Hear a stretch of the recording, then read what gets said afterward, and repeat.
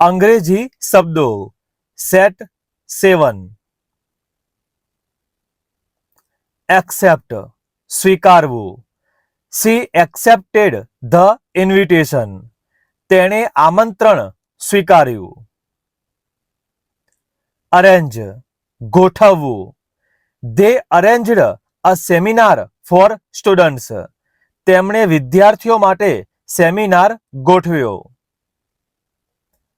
Compare સરખાવવું. We compared two reports for accuracy. અમે ચોકસાઈ માટે 2 રિપોર્ટોની સરખામણી કરી. ઇન્ફોર્મ જાણ કરવી. Please inform me about the changes. કૃપા કરીને મને ફેરફારો વિશે જાણ કરો.